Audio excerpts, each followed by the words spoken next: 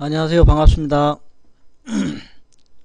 제가 기존에 어, 제가 쭉 해왔던 것과는 다르게 에, 제가 사실은 앞에서 있듯이 제가 특허법률사무소에 있다 보니까 그쪽 분야를 다루려고 했는데 얼마 전에 어느 분이 뭐 하신 것 같고 또 비트코인 관련해서도 얼마 전에 하셨는데 최근에 뭐 관심사라든지 이런 부분들을 많이 하셔가지고 제가 할 수 있는 영역들이 그동안에 이제 기술금융이라든지 금융 쪽 부분들을 쭉 해왔었는데 이제 올해는 마무리되어 있고 내년에 신년에 어떻게 정책을 펼 건지 또 꾸려갈 건지 거기에 따라서 다시 하기로 하고 제가 지금 관심 있게 보고 있는 게 이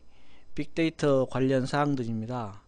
제가 요거는 우리나라가 지금 이 빅데이터에 대해서 관심을 가진 게 좀 됩니다.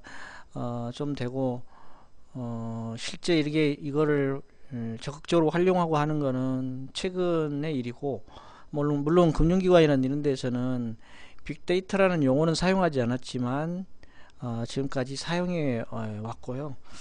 그래서 이제 뭐 빅데이터라는 게 과연 뭔가 최근에 이제 그 빅데이터 관련해 가지고 빅데이터가 세상을 바꾸다 해 가지고 KBS인가요? EBS인가에서 어, 방영한 게 있습니다. 방영한 게 있는데 저는 그 내용을 봤는데요. 이게 사실은 이게 빅데이터가 어, 어, 뭐 지금 이게 뭐야? 빅데이터. 목차는 제가 뭐 제대로 다 못 적었는데요. 바쁘다 보니까 다 못했는데 제가 이게 그 박사 그에서 제가 강의한 내용들인데요. 실제 이 빅데이터 그러면 뭐 그야말로 빅데이터입니다. 대규모 데이터를 얘기하는데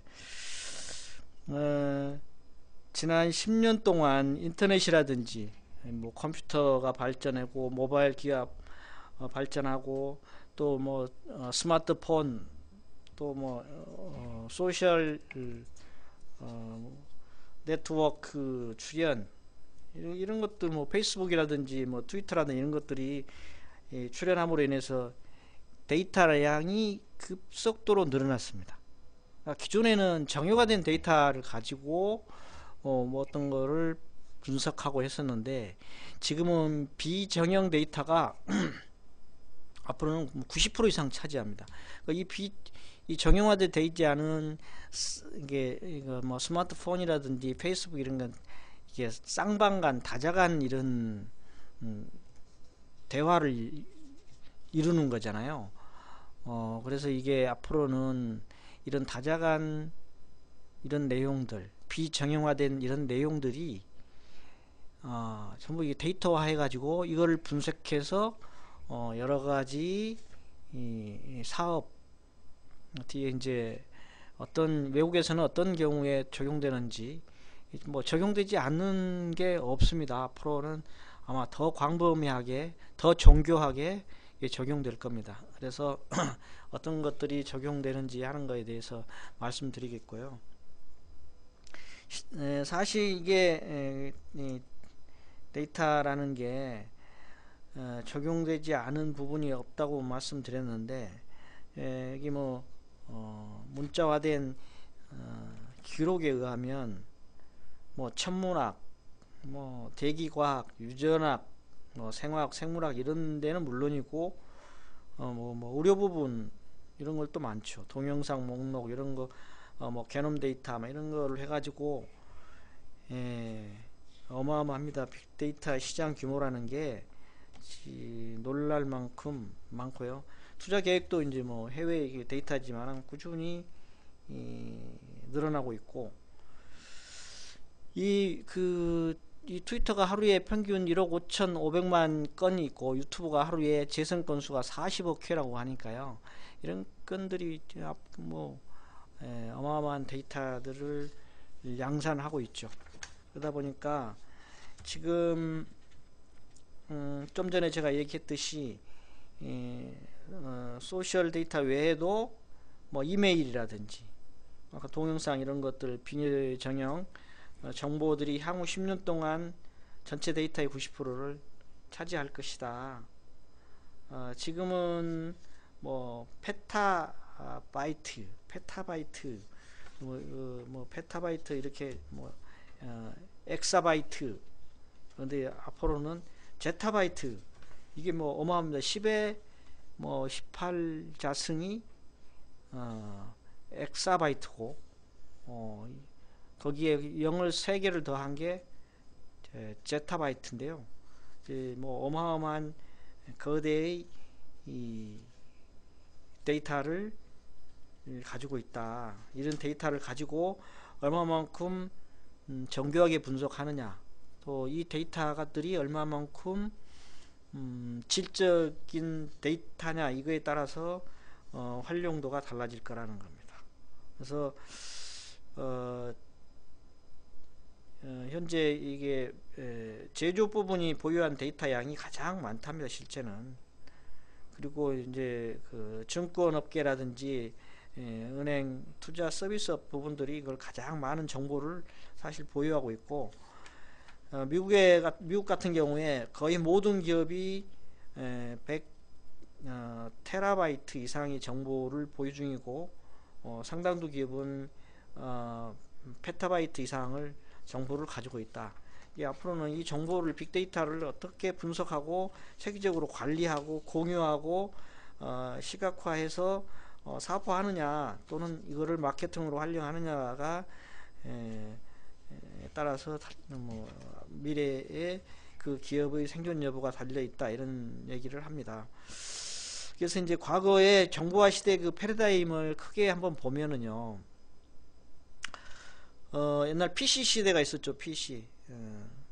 PC 뭐 데이터베이스 뭐 PC 1PC를 가지고 있는 게 비전이다, IT의 비전이다라고 했던 게 엊그제 같았는데, 또 다음 세대가 인터넷 시대라 해서 온라인 되고 정보화되고, 또 포털 사이트, 뭐 웹 서버, 그다음에 이런 걸로 인해서 뭐 구글이라든지 네이버, 뭐 유튜브 이런 것들이 급속도로 발전했잖아요. 인터넷 시대가 지나 이제 모바일 시대에서는 소셜 네트워크 시대, 모바일화되고, 또 스마트폰이 등장하고 앱 서비스가 등장하고, 이름으로 인해서 손안의 PC다. 그래서 뭐 애플이라든지 페이스북, 트위터가 대표적인 기업이라고 할 수 있습니다. 이제 앞으로는 스마트 시대라 해가지고 빅데이터, 또 이제 그 4차 산업 혁명 얘기하잖아요. 사물 인터넷, 또 인공지능, 이런 식으로 미래의 전망과 상황 인식, 그다음에 개인 맞춤형 서비스와 같은 지능화되고 개인화되고 사물 정보화되는 이런 새로운 가치 창출을 하는 시대가 도래해오고 있다.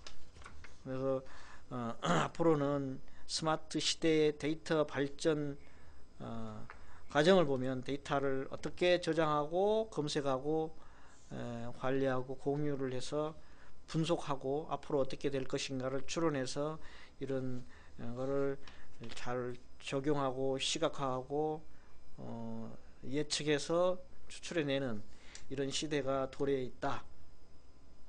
그걸 말씀드리기 위해서 이 빅데이터라는 용어에 대해서 특징에 대해서 말씀드리겠습니다. 사실 이 좀 전에 제가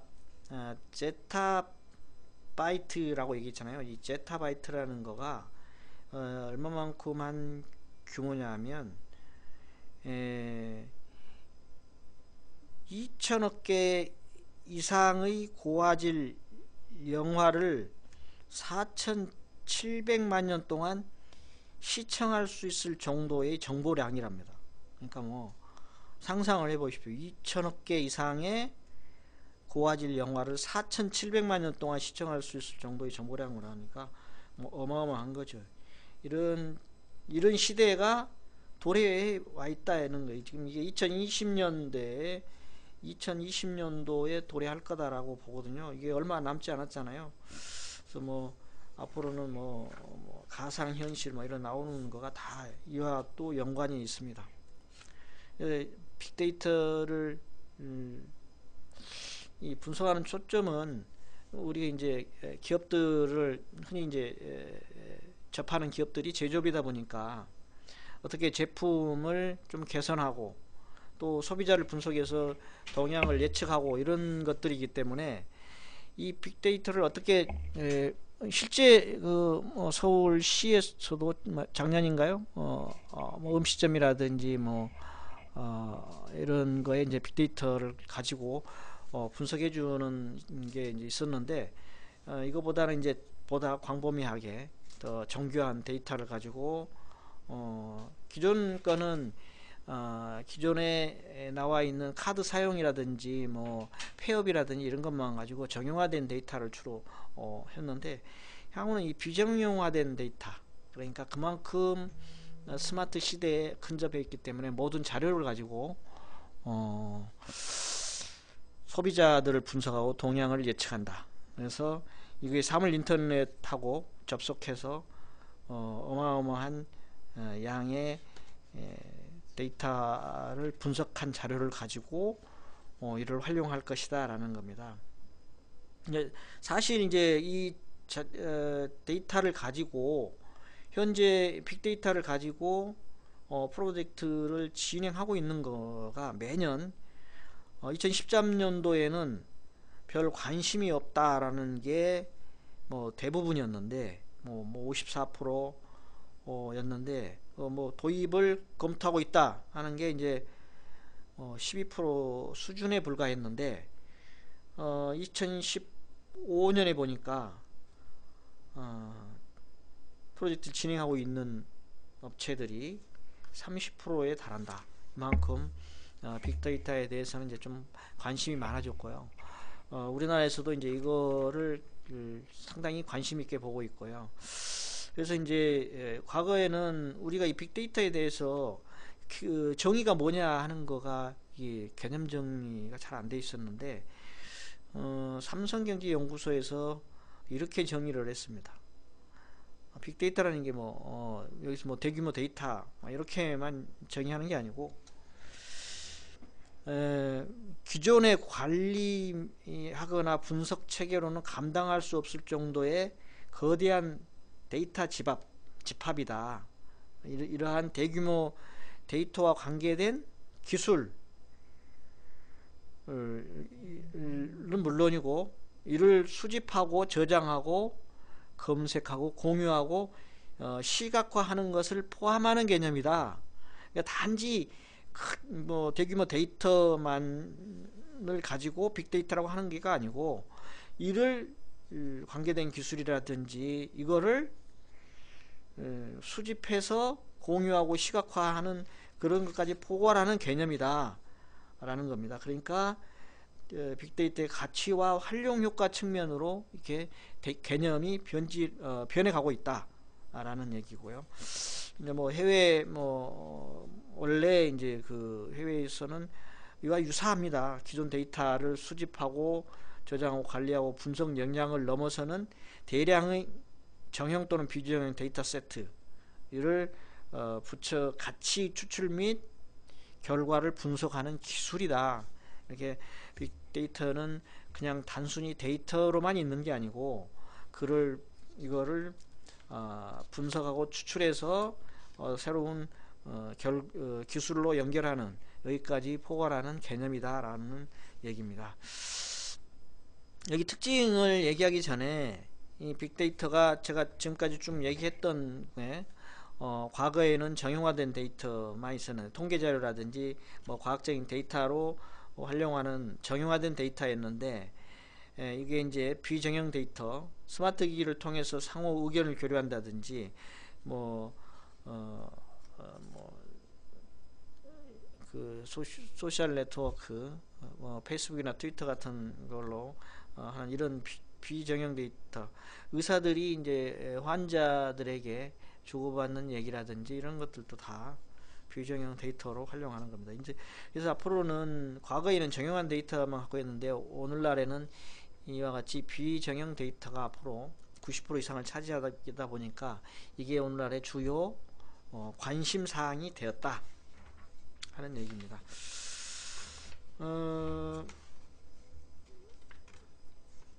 뭐 데이터 빅데이터가 이슈하고 되고 있는 이유는 뭐 충분히 뭐 좀 전에 뭐 설명을 했지만 요약하자면 그 ICT 패러다임이 변한 것도 이제 큰 요인 중에 하나죠. 그만큼 그 뭐 모바일화되고 고성능화되고 기술이 발전돼 있고 또 저장 매체들이 발전하면서 비용도 그만큼 저하돼 있고 또 소셜 네트워크가 그만큼 발전됨으로써 그 사물 인터넷이라는 이런 정보들이 보이지 않던 정보들이 다 이렇게 표면화돼서 이를 다 정보화하고 이를 사업화하고 기술화하게 돼 있는 ICT 패러다임이 바뀐 게 커다란 이유일 거고요. 그 다음에 하나는 이러한 데이터들이 뭐 엄청나게 양적으로도 증가돼 있다. 그 다음에 이런 가공하고 활용하는 이런 역량들이 많이 신장이 돼 있다. 그래서 이들을 통해서 신기술, 신가치를 창출하는 계기가 됐다는 게 빅데이터가 이슈화되는 이유라고 보시면 되겠습니다. 그 밑에 이제 특징에 뭐 3V, 4V 뭐 이렇게 4V 얘기도 하고 4V 1 플러스 1C 뭐 이렇게 얘기도 하고 있는데 뭐 크게는 이게 이제 볼륨 해가지고 규모죠. 규모.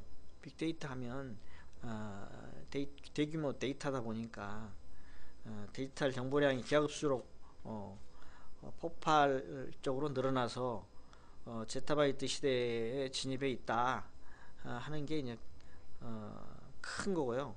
그 다음에 벨로시티라는 거는 이게 속도죠. 그만큼 사물 정보가 실시간 정보가 이제 증가돼 있고 그만큼 이동 속도도 빨라지고 있고 이를 활용해서 데이터를 처리하고 분석하는 속도가 그만큼 중요해졌다. 그 다음에 베리어티 이거는 이제 그 다양성이죠. 다양성. 뭐 여러 군데 데이터 종류들이 많죠. 뭐 소셜이라든지 뭐 소비하는 패턴이라든지 현실 데이터라든지 비정형 데이터라든지 뭐 정형 비정형 데이터 뭐 반정형 데이터라고도 있는데 이런 것들이 다양성을 가지고 있다. 이 데이터들이. 그 다음에 가치 이는 이제 뭐 밸류 이거는 빅데이터가 추구하는 것은 결국 가치 창출이다 이런 거죠. 그래서 이게 3V에서 가치 부분을 데이터의 구성 요소로 포함하는 분들도 있습니다. 그만큼 결국은 빅데이터가 추구하는 것은 가치 창출이지 않느냐. 그래서 최종 결과물은 기업이 당면하고 있는 문제점들을 해결하는데 유용한 정보로 제공하는 데 있는 거 아니냐. 그 다음에 컴플렉시티는 그만큼 이게 다양하고 복합적이고 복잡화되어 있는 게 이게 빅데이터다라는 얘기입니다. 이거는 뭐 주장하시는 분마다 뭐 포함하기도 하고 안 하기도 하는데 포괄적으로는 뭐 다 3V에 포함되어 있다라고는 볼 수 있는 건데요. 이게 뭐 틀린 얘기들은 아닌 것 같고요. 이만큼 빅데이터의 개념을 자꾸 이게 확대해서 보고 있다. 이렇게 보시면 되겠습니다.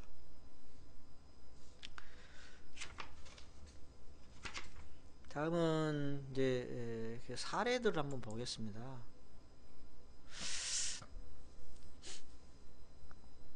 여기는 다 그 외국의 사례들인데요. 그 전에 이제 사실은 구글이라든지 이런 데서는 이 데이터를 가지고 하고 있는 대표적인 기업들이라고 볼 수 있죠. 하고 있는데 이런 제가 여기 빅데이터 쉘이라는 회사는 이게 석유 있잖아요, 석유. 석유를 시추하는 유명한 회사인데요. 이 회사들도 이 빅데이터를 활용해서 이 추출하는데 사용했다. 이런 걸 추출하는 데에는 추출하는 비용이 퇴적물이 어디에 있는지, 탄화수소 퇴적물이 석유 시추량이 어디에 있는지 하는 거를 시추하기 위해서는 그 위치를 찾아내는데 엄청난 비용이 들었다는 겁니다. 그래서 하나의 탄화수소를 탐색하는데 최소한 1억 달러 이상이 든답니다. 우리나라도 사실 뭐 태평양 거기에 그런 시추선 해놓고 어마어마한 돈을 쏟아붓지 않습니까? 근데 결국 석유로 추출하고 이런 거는 나온다 했는데 실제 성공을 거둔 거는 없는 것 같은데요. 이렇게 엄청난 양의 인력과 장비, 이렇게 에너지를 소비하는데 또 계속 이제 이미 추출해 있거나 아니면 안 나오니까 더 멀리 깊은 곳으로 자원을 추출을 해야 되는 이런 불가피한 이런 상황이 되는 이런 상황에서 실제 이제 빅데이터를 사용했다라는 겁니다. 과거에는 이제 기존에는 그 석유 시추를 정확한 데이터 없이 그냥 마구잡이로 탐사 드릴 테스트를 수천 가지 지표를 사용해서 하다 보니까 그다음에 비용도 많이 들고 시간도 많이 소요되고 그래서 수익보다는 비용이 더 많이 들었는데 어쩌다가 이제 걸리면 이제 또 벌고 했는데 최근에는 이 빅데이터를 가지고 100만 가지 이상 지표를 만들어서 이거를 가지고 분석한 기술을 가지고 그 장비들의 작동 자료 센서를 통해서 그 정보를 추출해서 이걸 가지고 탄화수소 퇴적물이 있는지 없는지를 봤다는 겁니다. 그래서 지진파 지표면 아래 지진파를 모니터링 해가지고 그게 원유하고 천연가스 매장량이 있는지 없는지를 데이터를 수집해서 이를 이제 정확한 위치 추적이 제일 중요하잖아요. 그러니까 얼마만큼 한 정보를 가지고 이 정보를 만들어내는 데까지는 여러 가지 데이터를 조합하고 기술을 여기다 가미를 해서 탄화수소 퇴적물이 어디에 있는지 하는 것을 추적했다 이런 뜻입니다. 이 세부적인 기술은 저도 이 내용들을 참 전문 용어이기 때문에 모르겠는데요. 이런 세부적인 휴렛 패커드에서 개발한 광섬유 케이블, 센서 기술을 사용해서 데이터를 축적한 것을 가지고 그 아마존 웹 서비스에서 운영하는 하드 인프라를 통해서 이 자료를 저장하고 분석을 했다. 그래서 이런 연구를 위해서는 IBM과 드림워크 영화 특수 전문가에게 3D와 4D 이 표현이 가능한 시각화된 툴 제작을 했다. 그만큼 입체화된 이런 거죠. 그런 것까지 해서 매장량의 연구를 위해서는 자기 분야만이 아니고 다른 분야에서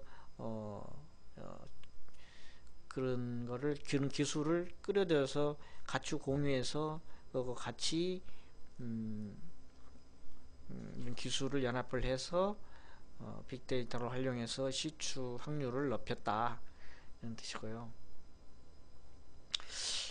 이제 모든 이런 거를 적용하다 보면 어려운 점은 항상 있어요. 근데 이게 유전에서 생성되는 양이 엄청난 증가로 쓸모있는 유용한 데이터를 추출하는 진보된 분석 방법 개발이 필요하다. 그러니까 여기서 생성되는 엄청난 증가, 양의 증가. 그러니까 여기에서 생성되는 양의 증가라는 것은 데이터 증가입니다. 이 데이터들이 엄청난 데이터들이 많은데 이게 정교한 데이터가 필요한 거거든요. 그러니까 쓸모 있는 데이터가 필요한 거고 유용한 데이터가 필요한 거니까 이런 데이터를 추출해서 보다 진보된 분석 방법이 있어야 더 용이하게 이런 데이터를 가지고 이런 석유 매장량이 있는 곳을 찾아낼 수 있다라는 얘기예요. 근데 최근에 이제 그 미국에서 쉘가스라든지 뭐 타이트 오일 같은 이런 자원들이 등장을 했잖아요. 이게 이제 이런 게 등장하다 보면 이게 이제 대체제가 되다 보니까 상당히 많은 이런 빅데이터를 가지고 비용도 많이 줄였음에도 불구하고 이런 게 등장함으로 인해서 대체제가 등장함으로 있어서 경쟁력이 상당히 떨어질 수 있는 것에 대한 우려다. 네, 이런 뜻입니다.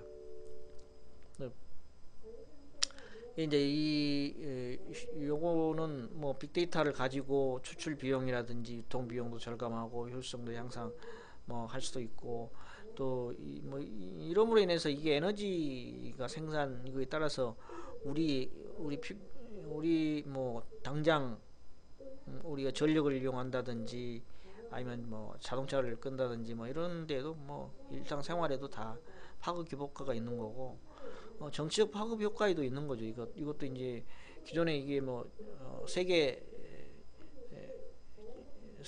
일이 그 경제 시장이 정치 시장하고 같이 이렇게 움직이잖아요. 그러니까 뭐 정치적으로 뭐 싸움을 하다 보면 석유를 뭐 매장량을 뭐 석유 생산량을 확 줄이거나 뭐 확 늘리거나 해가지고 뭐 정치에 이용하는 그런 경우도 있잖아요. 그런 걸 얘기하는 겁니다. 최근에 뭐 이게 사회적인 걸 보면 이거다는 좀 다른 얘기인데 뭐 비트코인도 뭐 지난 시간에 뭐 여러분이 얘기를 하신 것 같은데 우리나라 사람들은 너무 내가 좀 뒤편에 시저스 엔터테인먼트에 대해서도 얘기하겠지만 너무 우리나라 사람들은 도박성이 좀 강한 것 같아요. 우리나라가 미국의 비트코인보다 뭐 지금은 뭐 거의 뭐 가격대가 비슷해진 것 같은데 막 더블 되고 막 할 때가 있었잖아요. 그 며칠 만에 뭐 40% 떨어지고 뭐 그러던데 상당히 이게 주의할 게 비트코인입니다. 이게 정부에서 뭐 당장 규제할 수 있는 또 없고 하기 때문에 또 뭐 저 컨트롤 타워도 없어서 상당히 좀 주의를 해야 될 겁니다. 이거 말고도 또 가상화폐가 여러 종류가 있잖아요. 비트코인 뭐 대표적이라고 뭐 알고만 있지 뭐 쉽게 제가 알기로는 이게 뭐 1000명인가 몇 명이 이걸 다 주무리고 있다고 그러니까 굉장히 위험성이 큰 거죠.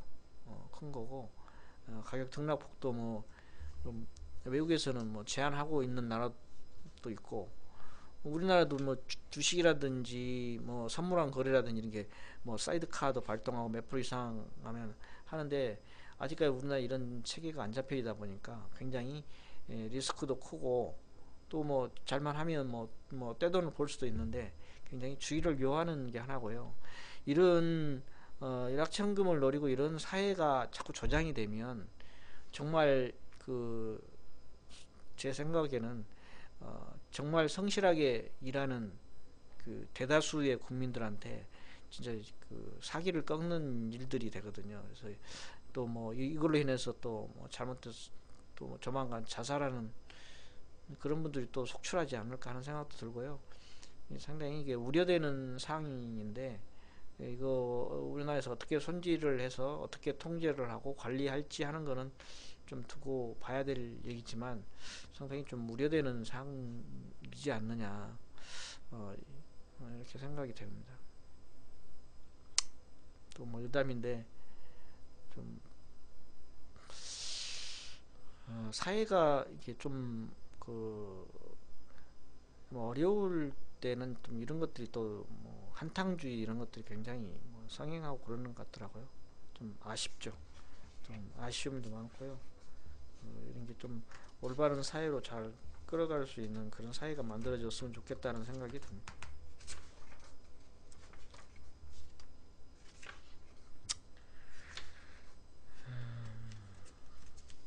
다음에 볼까요? 아, 이거 그러니까 이런 정육점 같은 이런 데도요. 이렇게 조그마한 정육점을 하는 회사에서도 빅데이터를 이용한 거예요. 이게 그 영국인가요? 여기서 이게 적용한 건데요. 그러니까 정육점이 적다 보니까 그 단골 손님 위주로 이렇게 운영하다가 주변에 커다란 슈퍼마켓이 등장해가지고 매출이라든지 고객 수가 감소했다 이거죠. 이런 것들 우리나라에도 좀 많이 있을 겁니다. 동네에 뭐 정점 조그맣게 하고 있는데 주변에 뭐 대형 뭐 슈퍼마켓도 있고 또 요즘에 뭐 대기업들이 그 중간 뜨기에 이제 슈퍼마켓들 다 인수해가지고 하고 있잖아요. 그런데 내 뭐 정육점들이 다 있기 때문에 그런데 출연하면 고객들이 매출도 줄고 뭐 따라서 고객도 줄게 돼 있죠. 그래서 뭐 슈퍼마켓에 비해서 품질이나 가격 면에서 고객들이 고객들한테 유리한데도 불구하고 고객들은 어 여기 이런 조그만한 정육점에 가지 않고 대형 슈퍼마켓에 가서 뭐 대형 슈퍼마켓 가는 이유는 믿을 수 있다라는 그런 것도 있을 수 있겠지만 또 다른 하나는 여러 가지 물건을 한꺼번에 다 살 수 있다. 그런 점도 있을 수도 있고요.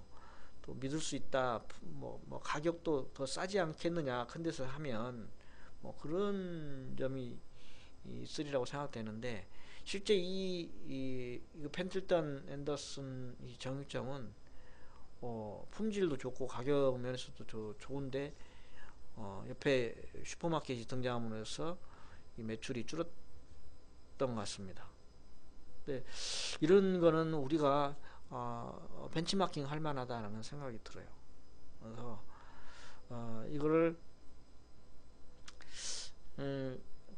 진열장이나 상점가 이게 센서를 설치했답니다. 그래서 지나가는 고객 수, 거기서 멈추는 고객 수, 가게 출입하는 고객 수 이런 거를 좀 파악을 했대요. 이렇게 이런 걸 쭉 파악을 해가지고 아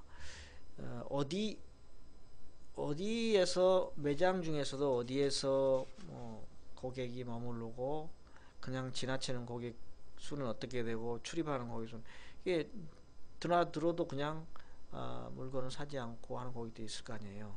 그래서 이런 데이터를 통해서 매출원을 확보했다. 그리고 이제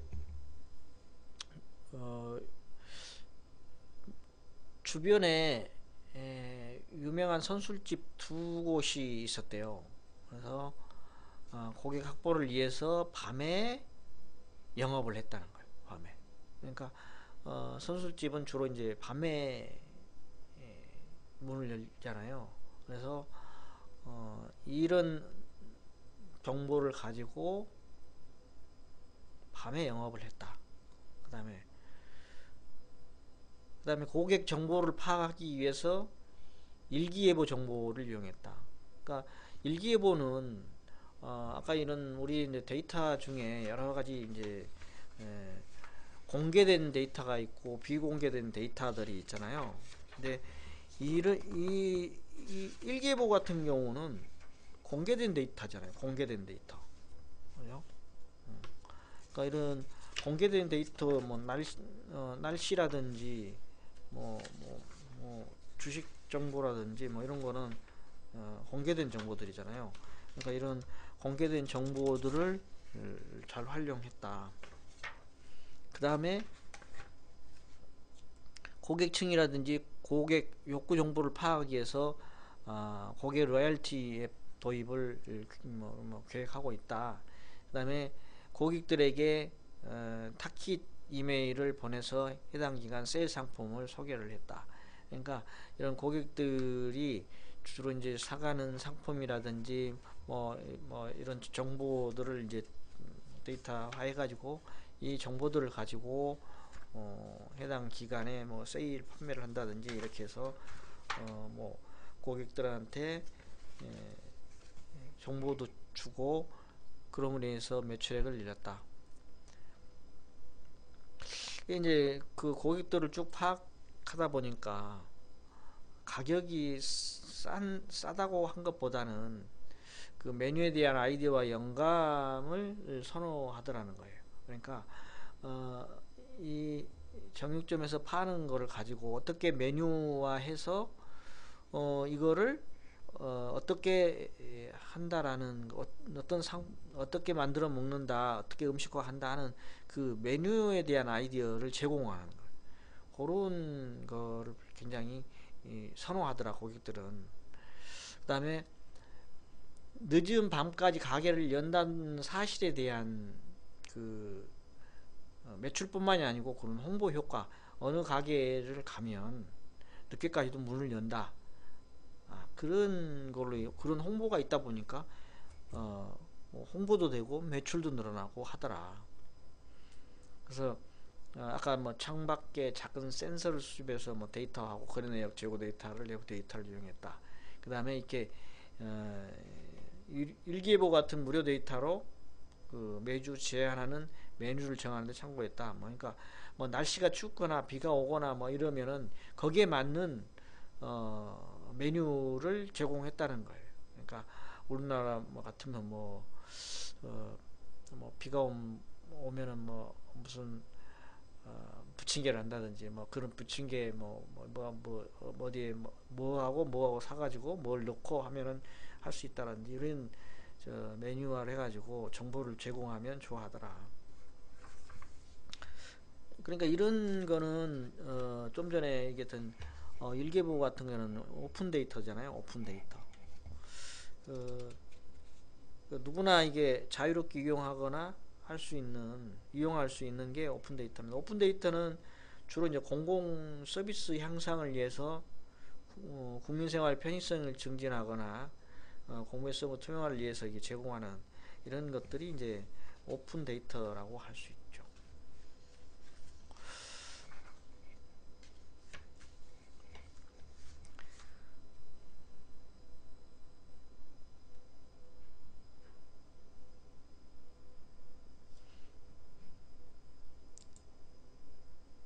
이제 기술적인 문제는 휴대폰이 내보내는 블루투스 와이파이 신호를 감지하는 설치해서 아이폰과 아이들폰 기기에다가 스마트폰의 뭐 신호색이라든지 공급업체 규정을 알려줘서 이런 거를 가지고 플랫폼을 사용했다.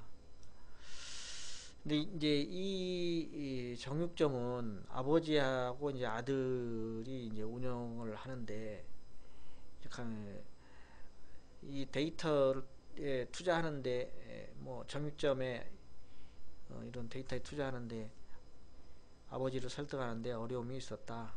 그러니까 확실한 비전을 가지고 도움이 된다는 확실한 사업 계획을 준비를 해가지고 아버지를 설득해서 이에 성공을 했다. 소규모 사업체에 대한 항상 데이터 업무를 처리할 사람이 필요했다. 그래서 이거를 BDAS라는 빅데이터 공급자로 정해서 모든 분석을 거기다 의뢰를 했다. 이제 포인트는 이런 조그마한 정육점이라도 여러분 또 이제 이 빅데이터가 이제 뭐 조만간 우리나라도 이미 뭐 제공하는 서울시 같은 데 많이 제공하고 있다고 들었는데요.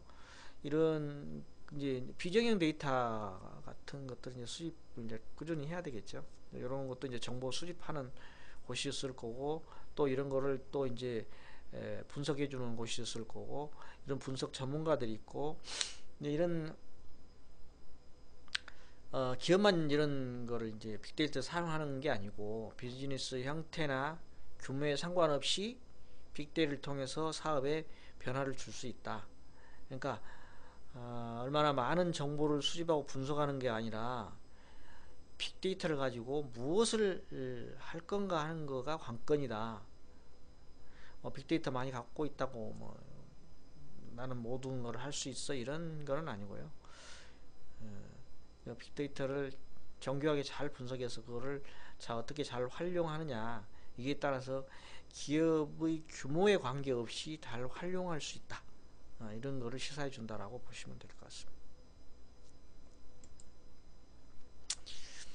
요거는 그냥 가볍게 보셔도 될 수 있는 이런 사항들인데요.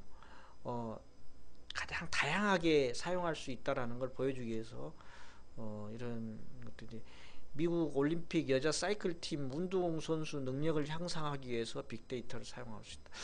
우리나라도 지금 올림픽 대표팀이라든지 월드컵 대표팀들이라든가 이런 거 하는데, 우리도 이런 형태로 아마 빅데이터를 활용해서 하고 있는 걸로 알고 있는데요.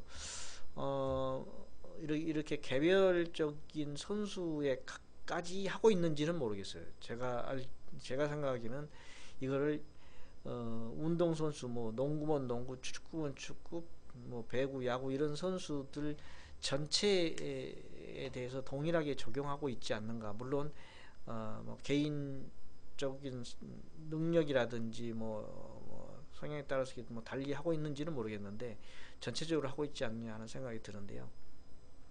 그러니까 이제 미국이 약물 중독 사건, 약물 사건이 크게 터짐으로 인해 가지고 이게 이게 약물을 가지고 매달 따는 게 아니고 데이터를 가지고 정교하게 분석해서 이걸 가지고 선수 능력에 맞게 이거를 훈련을 체계화 시켜야 되겠다, 이렇게 해가지고 이 식단, 수면 패턴, 환경, 훈련 강도 이런 모든 내용들을 기록을 해서 이 선수 능력과 관련된 패턴을 발견해 가지고 그 패턴에 따라서 거기에 맞춰서 훈련 프로그램을 수정했다는 겁니다. 그러니까 사이클 팀은 똑같이 훈련시키고 똑같은 운동을 시키고 똑같이 밥 먹고 이렇게 했는데 그 선수 하나하나의 선수 능력, 관련된 패턴 이런 걸 다 찾아가지고 그걸 모니터링해서 그걸 데이터화해서 그걸로 훈련 프로그램을 다 수정해가지고 결국에 메달을 땄다는 뜻이에요. 그러니까 선수 빅데이터를 선수 자신에 맞는 훈련량, 능력에 맞는 정확한 라인을 잡아주는 것이 효과적인 프로그램으로 은메달을, 미국 올림픽 여자 사이클 팀이 은메달을 땄다. 그래서 적절한 식당, 운동을 통해서 지나친 운동으로 부상을 피하는 것을 통해서 선수의 은퇴 시기를 늦출 수가 있었다. 우리나라 선수들, 프로 선수들 보면 단기간에 돈을 벌기 위해서 무리한 훈련도 하고 무리하게 출전을 해가지고 부상을 입어가지고 조기에 은퇴하는 경우도 많이 보지 않습니까? 또 장기간 이군 생활을 한다든지 방출된다든지 이래가지고 조기에 퇴출되는 경우를 많이 봤는데요. 이것도 엄밀하게 보면 구단 측이라든지 선수 자신이 이런 관리를 제대로 안 한 거예요. 특히 이제 선수는 하려고 할 수도 있죠. 그런데 구단에서 일률적인 훈련을 시키다 보니까 여기에 하다 보니까 여기에 제대로 이 적응이 본인한테 맞지 않은 경우에는 부상을 입거나 이래서 은퇴를 빨리 하거나 몸이 좋지 않은 상태로 끝나는 그런 경우가 많이 있었죠. 그래서 내부 정보 또 외부 정보 이런 정형화된 데이터, 비정형화된 데이터를 모두 사용해서 이 선수 몸에 센서를 붙여가지고 시간대별로 데이터를 측정을 했답니다. 그러니까 요즘에 이런 회사들의 제품들이 이제 막 나오고 있잖아요. 뭐 옷에다 부착하는 경우도 있고, 옷에 붙어 있는 뭐 그런 경우도 있고, 여러 가지 이 센서를 통해서 데이터를 측정하는 기구들이 지금 이런 기업들이 좀 굉장히 성행하고 있잖아요. 소음이나 일조량 측정, 그다음에 뭐 날씨, 시각, 날씨, 온도, 뭐 비디오, 뭐 선수 움직이는 내용 비디오 분석, 수면 패턴, 그 내전도 뭐 이런 것들을 다 측정을 해가지고 이런 것들이 다 사실 빅데이터거든요. 이런 거를 정교하게 분석해서 이거를 선수 개개인에 활용해서 좋은 성적을 은메달이라는 좋은 성적을 거뒀다 이런 겁니다.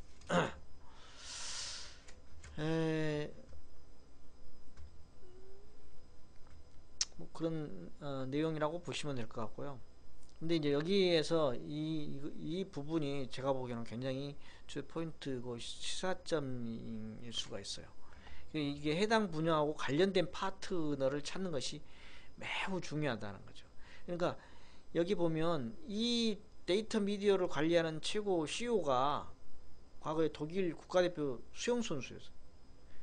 그러니까 이 CEO가 여기하고 같이 파트너로 있었기 때문에 이런 데이터를 제대로 분석해 줄 수도 있고 제대로 관리해 줄 수도 있고 이런 걸 프로젝트를 제대로 활용 가능하게 만들어 줬다는 거죠.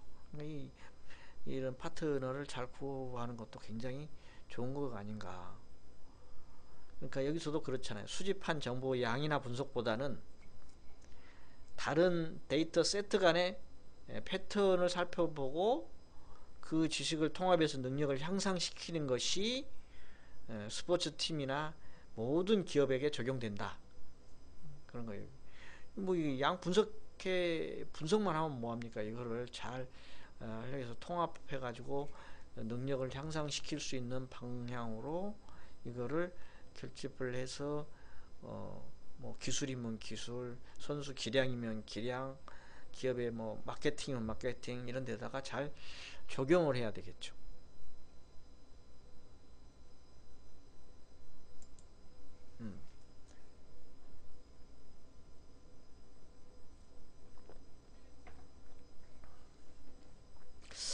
여기 이제 좀 흥미로운 건데요.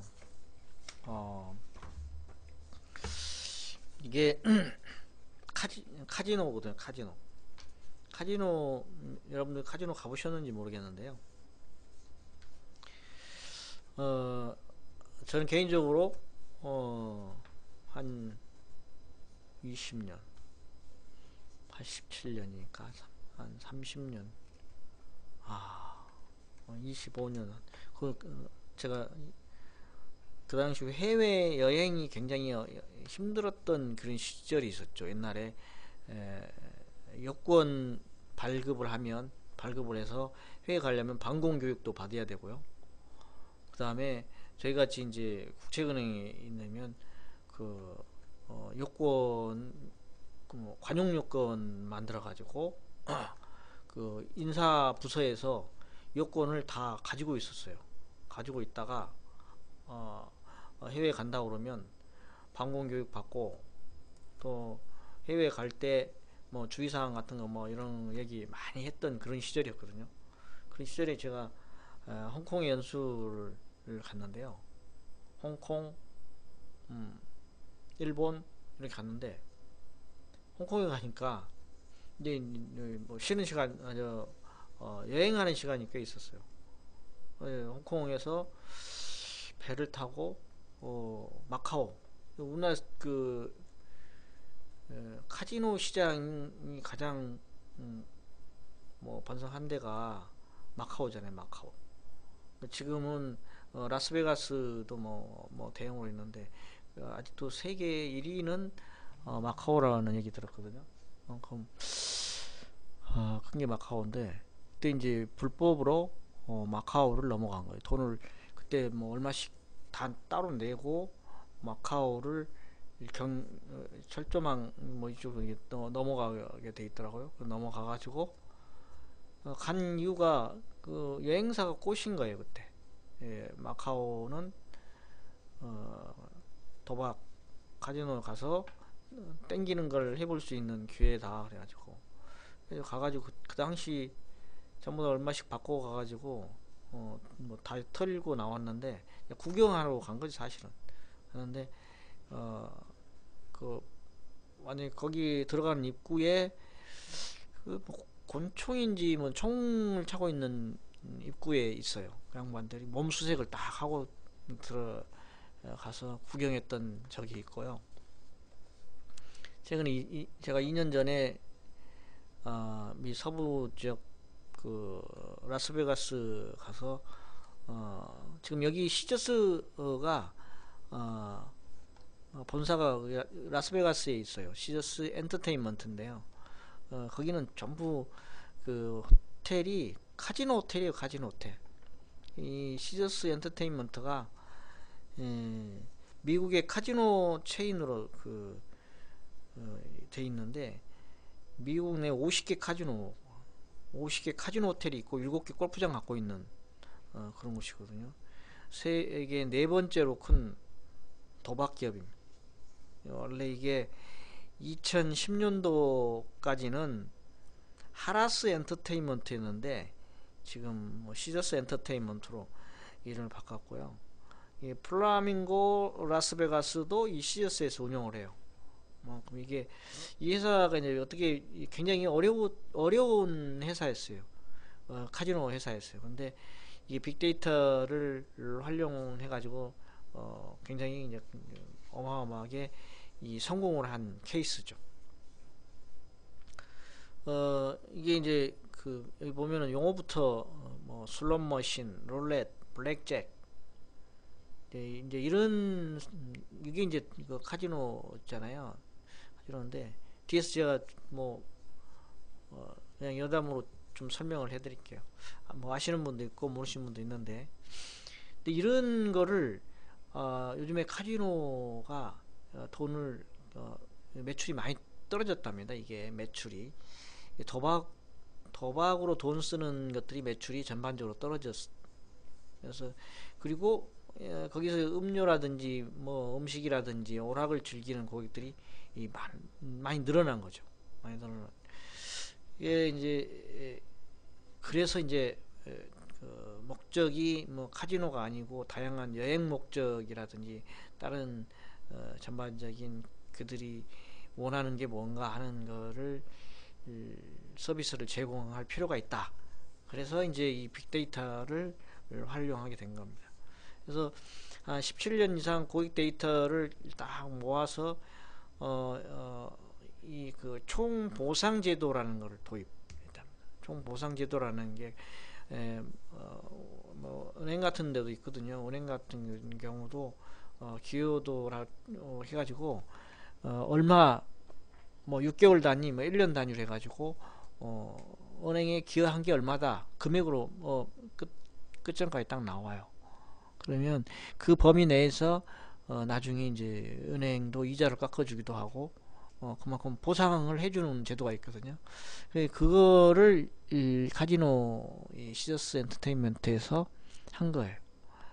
그래서 무료 음료, 룸 서비스, 룸 업그레이드 서비스라 룸도 이제 더 좋은 걸로, 그 다음에 리무진 서비스 같은 고객 패턴을 반영을 해서 한다. 근데 음료는 우리나라 여기 그 강원랜드 가도 입장을 하면 음료는 무료로 다 줍니다. 음료는 무료 서비스예요. 자기가 먹고 싶은 만큼 먹을 수 있어요. 그러니까 이제 뭐 룸을 업그레이드 해준다는 얘기는 더 좋은 곳으로 모신다는 얘기고요. 그 보상에 따라서. 그 다음에 이 시설 주변을 돌아다니고 제공되어 있는 오락, 다화를 즐기는 고객 행동 패턴을 200개 이상 강력한 분석팀에서 실시간 분석을 해서 제공을 한다. 그러니까 거기에서 카지노를 하지 않고 다른 거 뭐 이렇게 뭐 하는 행동 하나하나를 다 분석을 해가지고 거기에 맞는 이제 그 돈을 쓰게 하는 거를 이제 하는 거죠. 고객 개별적으로 대상으로 타켓 마케팅을 하는 거죠. 어떻게 하면 돈을 쓰게 할 수 있을까? 이 도박하지 않은 분들이 다른 데서 지출하는데 어디에서 어떻게 지출하는지 그거에 포켓 맞춰가지고 개별 고객별로 타켓 마케팅을 한다는 거.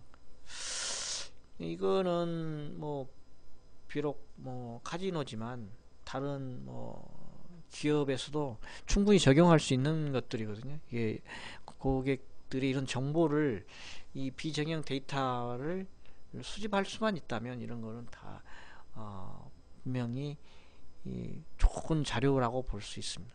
사업을 하는데. 그래서 빅데이터를 적용한 후에 카지노에서 소비되는 돈의 움직임을 85%까지 추적이 됐다 이거죠. 그러니까 어떻게 돈을 쓰고 어떻게 소비하는가 하는 거를 다 추적을 했으니 거기에 맞춰서 마케팅을 하는 거죠. 그러니까 이 시저스가 굉장히 처져 있었는데 굉장히 기업이 어려웠었는데 이런 걸 바탕으로 해서 이 카지노 그룹의 큰 성장 원동력이 됐다. 그래서 이 데이터는 소비자의 습관에 대한 데이터를 이렇게 뭐 카드를 사용하는 거라든지 CCTV망을 통해서 비디오 데이터를 수집을 하고 그 다음에 룸 서비스나 체크인 같은 과정에서 모바일 앱 뭐 어떻게 쓰는 건지 그 다음에 제휴사들 카드라든지 뭐 호텔이라든지 항공사라든지 뭐 선발에 있는 기업들과 그 데이터를 공유해 가지고 이런 데이터를 조합을 해서 활용했다 이런 겁니다. 이거는 다른 기업들도 이런 정보를 가지고 충분히 할 수 있는 거라고 생각되거든요.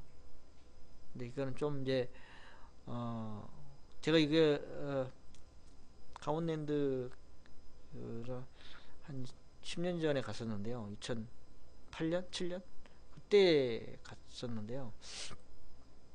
이게 강원랜드거든요. 근데 이게 입장하면 여기 줄을 서 가지고 입장권을 꺼내야 돼요. 제가 갔을 때는 1인당 5,000원이었는데 지금은 뭐 9,000원인가 만원 한다고 하더라고요. 이게 주민등록증이 없으면 입장이 안 돼요. 주민등록증 제시해야 돼요. 주민등록으로 다 등록을 해요. 등록하는 이유는 이게 3개월 단위로 입장권 딱 받으면 내가 몇 번 왔다, 분기당 몇 번 왔다 하는 게 다 나와요. 전월에는 며칠 왔고 전 분기에는 며칠 왔고 이 뭐 오늘 거 뭐 최근 뭐 1년 동안 며칠 왔다 막 이런 것들이 다 나오거든요. 그리고 이제 이게 2개월 연속 15일 입장 시는 2개월 연속 15일 입장 시는 이게 출입 제한 돼요. 그리고 강원랜드 중독관리센터에서 의무교육 2시간 의무교육을 받아야만 입장할 수 있고 이게 자주 드러나면 중독된다 해가지고요. 입장을 제한을 하고 있습니다. 그리고 입장할 때 보면 모자 같은 거 벗으라고 그러고요. 지금도 아마 그럴 겁니다. 그리고 술 취한 술 알코올 농도 이렇게 보이면 입장 제한합니다. 못 들어옵니다. 지금도 그럴 겁니다. 아마 저 그때 그랬거든요. 이제 아까 제가 설명 안 하고 그냥 말했던 건데요. 이게 슬롯 머신이죠. 슬롯 머신. 같은 숫자만 이렇게 딱 연결되고 그러면 뭐 돌려가지고 동전 넣어가지고 뭐 돌리고 뭐 이렇게 하는 거고, 이게 보면 이렇게 돼 있어요. 이렇게 쭉 이렇게 돼 있거든요. 여기 이제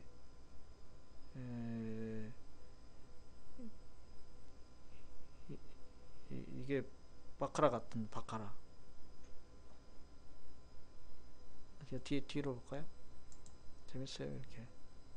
네, 네.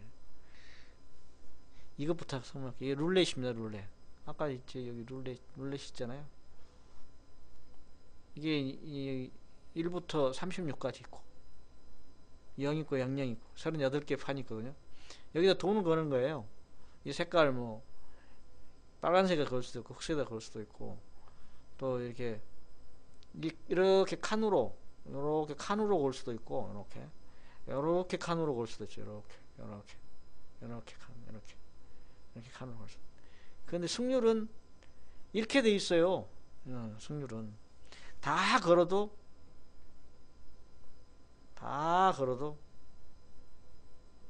이게 이렇게 돼 있어요. 확률이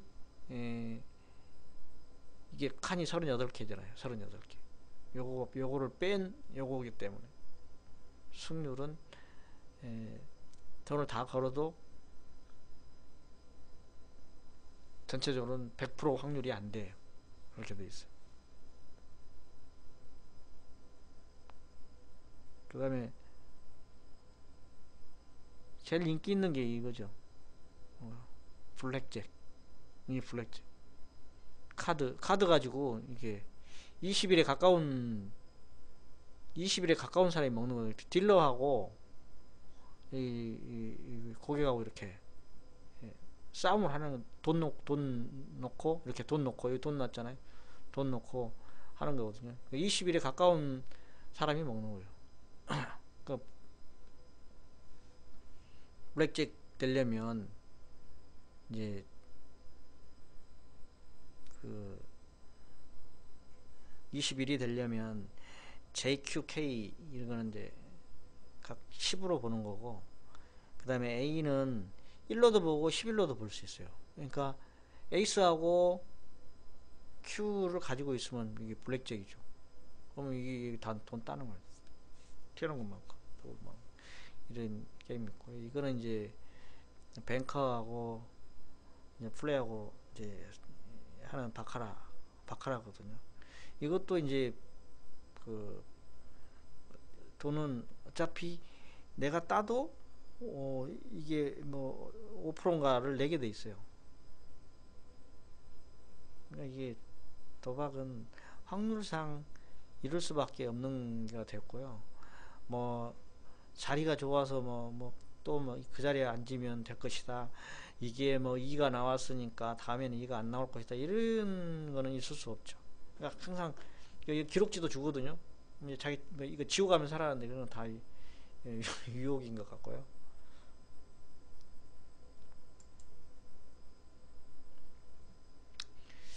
자, 여기 이제 뭐 빅데이터 뭐 이게 쭉 이렇게 뭐 얘기를 했었는데,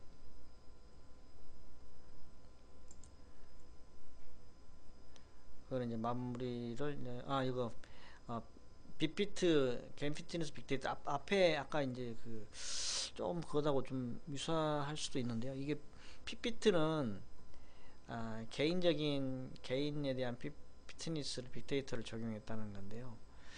지금은 이런 거가 지금은 굉장히 우리나라에서도 상당히 좀 광범위하게 지금 적용돼 가고 있습니다. 지금 이 데이터 이런 거가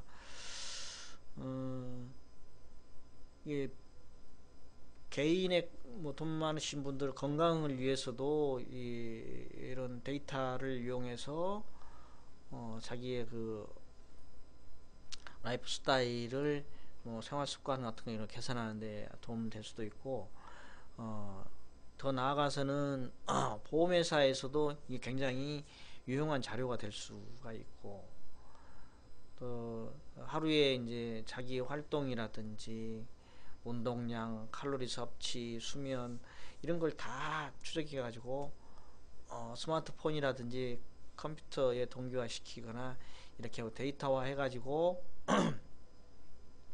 본인의 뭐 체질량 지수, 뭐 근육량, 체지방 비율 이런 것들을 다 해서 지금 요즘에 웨어러블 기기 이런 것들이 막 나오잖아요. 이런 것들이 지금 뭐 계속 나오고 있는데, 이 회사는 이걸 가지고 이걸 기기를 만들어 가지고 어마어마하게 많이 팔았다는 이런 얘기예요. 그러니까 앞으로 이런 거는 우리나라에서도 지금 뭐 중소기업도 이런 애들이 많이 나와 있고, 집에 뭐 화장실에 앉아만 있어도 모든 데이터들이 이, 다 수집이 되고, 거기에 뭐 관리할 수 있고 뭐 이런 것들이 돼 있다고 하는데, 좀 더 이제 좀 더 뭐 더 발전하면, 이번에 뭐 올해인가 이번엔가 지난번에 국회에서 원격 진찰 이런 게 뭐 폐기됐다고 그러는데, 이게 저는 뭐 이런 것도 시행해 보면 되지 않을까 하는데, 뭐 기득권 세력들이 반대해서 못하고 있다고 하는데, 이런 데이터들이 다 쌓여 있다고 그러면 정말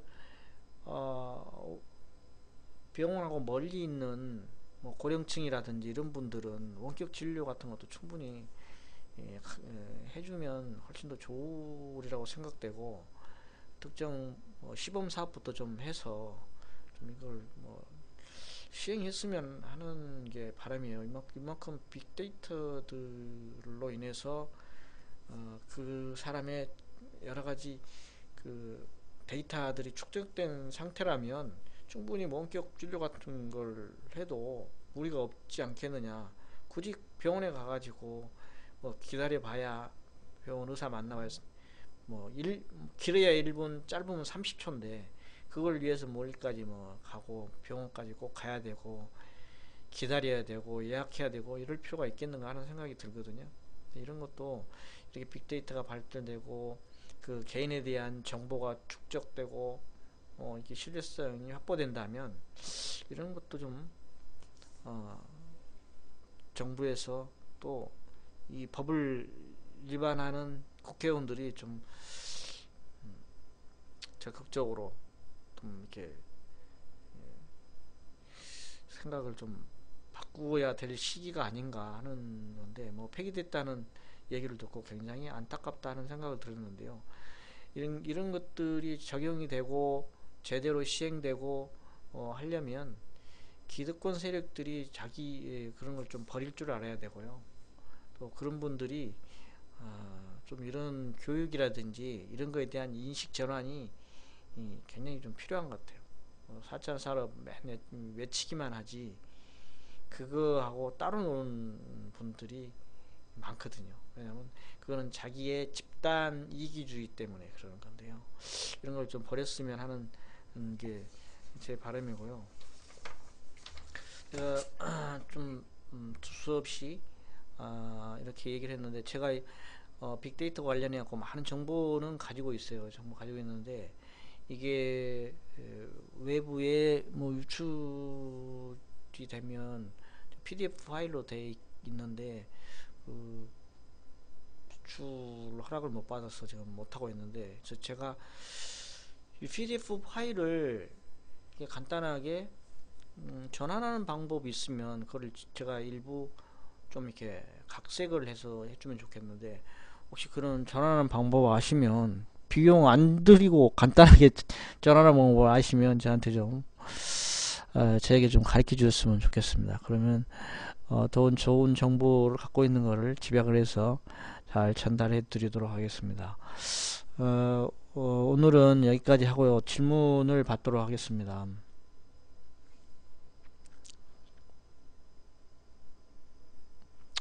없으면 이걸로 끝내고요. 다음에는 1월이니까 제가